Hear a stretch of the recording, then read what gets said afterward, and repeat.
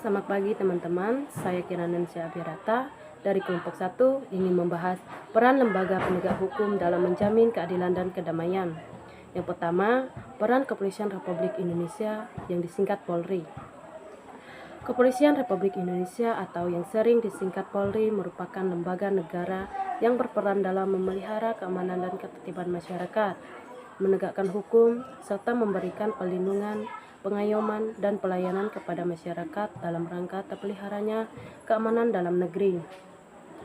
Polri sebagai penyidik utama yang menangani setiap kejahatan secara umum dalam rangka menciptakan keamanan dalam negeri. Pasal 16 Undang-Undang RI Nomor 2 Tahun 2002 tentang Kepolisian Republik Indonesia telah menetapkan kewenangan sebagai berikut. 1. Melakukan penangkapan, penahanan, penggeledahan, dan penyitaan. Yang kedua, melarang setiap orang meninggalkan atau memasuki tempat kejadian perkara untuk kepentingan penyidikan. Yang ketiga, membawa dan menghadapkan orang kepada penyidik dalam rangka penyidikan. Yang empat, menyuruh berhenti orang yang dicurigai dan menanyakan serta memeriksa tanda pengenalan diri. Mengadakan tindakan lain menurut hukum yang bertanggung jawab, yaitu tindakan penyelidikan dan penyidikan yang dilaksanakan dengan syarat sebagai berikut. 1. Tidak bertentangan dengan suatu aturan hukum. 2. Selaras dengan kewajiban hukum yang mengharuskan tindakan tersebut dilakukan. Yang ketiga, harus patut, masuk akal, dan termasuk dalam lingkungan jabatannya. Yang keempat, pertimbangan yang layak berdasarkan keadaan yang memaksa dan menghormati hak asasi manusia. Saya Sawalidan. Saya akan menyampaikan peran Kejaksaan Republik Indonesia. Kejaksaan Republik Indonesia adalah lembaga negara yang melaksanakan kekuasaan negara, khususnya di bidang penuntutan. Keberadaan Kejaksaan Republik Indonesia diatur dalam Undang-Undang RI Nomor 16 Tahun 2004 tentang Kejaksaan Republik Indonesia. Adapun yang menjadi tugas dan wewenang kejaksaan dikelompokkan menjadi 3 bidang sebagai berikut. Yang pertama ada di bidang pidana,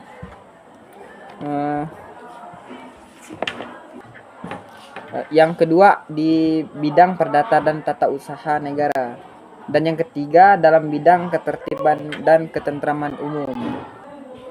Dalam bidang pidana mencakup 1. Melakukan penuntutan, 2. Melaksanakan penetapan hakim dan keputusan pengadilan yang telah memperoleh kekuatan hukum. Yang ketiga, melakukan pengawasan terhadap pelaksanaan putusan pidana. Bersyarat, putusan pidana, pengawasan, dan keputusan lepas bersyarat. Di bidang perdata dan tata usaha, kejaksaan dengan kuasa khusus dapat bertindak baik di dalam maupun di luar pengadilan untuk dan atas nama negara atau pemerintah. Dalam bidang ketertiban dan ketentraman umum, peningkatan kesadaran hukum masyarakat. Yang kedua, pengamanan kebijakan penegakan hukum. Ketiga, pengawasan peredaran barang cetakan. Yang keempat, pengawasan aliran kepercayaan yang dapat membahayakan masyarakat dan negara. Yang kelima, pencegahan penyalahgunaan dan atau penodaan agama. Dan yang terakhir, penelitian dan pengembangan hukum serta statistik kriminal. Saya Arya, saya akan menyampaikan peran hakim sebagai pelaksana kekuasaan kehakiman. Di Indonesia, perwujudan kekuasaan kehakiman diatur sepenuhnya dalam Undang-Undang RI Nomor 48 Tahun 2009 tentang kekuasaan kehakiman, yang merupakan penyempurnaan dari Undang-Undang RI Nomor 4 Tahun 2004 tentang kekuasaan kehakiman. Hakim adalah pejabat peradilan negara yang diberi wewenang oleh undang-undang untuk mengadili. Menurut Undang-Undang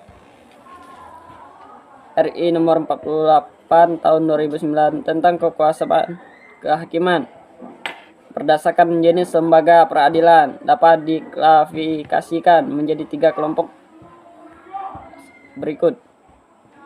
Pertama, hakim pada Mahkamah Agung yang disebut dengan Hakim Agung. Kedua, hakim pada badan peradilan yang berada di bawah Mahkamah Agung, yaitu dalam lingkungan peradilan umum, lingkungan peradilan agama, lingkungan peradilan militer, lingkungan peradilan tata usaha negara, dan hakim pada peradilan khusus yang berada dalam lingkungan peradilan tersebut. Ketiga, hakim pada Mahkamah Konstitusi yang disebut dengan Hakim Konstitusi. Baik, saya Angelita. Saya ingin menjelaskan tentang peran kepolisian Republik Indonesia. Peran yang mereka tampilkan bermacam-macam, seperti mengatur lalu lintas, memberantas gerakan-gerakan terorisme, mencegah penyalahgunaan narkoba, dan sebagainya.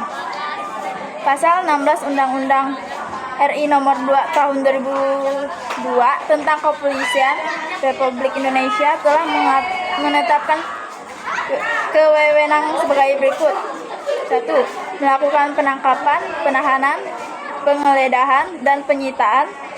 Melarang setiap orang meninggalkan atau memasuki tempat kejadian perkara untuk kepentingan penyidikan. Membawa dan menghadap orang pada penyidik dalam rangka penyidikan. Menyuruh berhenti orang yang dicurigai dan menanyakan serta memeriksa pengenalan diri. Melakukan pemeriksaan dan penyitaan surat, dan memanggil orang untuk didengar dan diperiksa sebagai tersangka atau saksi. Tugas dan wewenangnya itu, KPK berpedoman pada asas sebagai berikut. 1.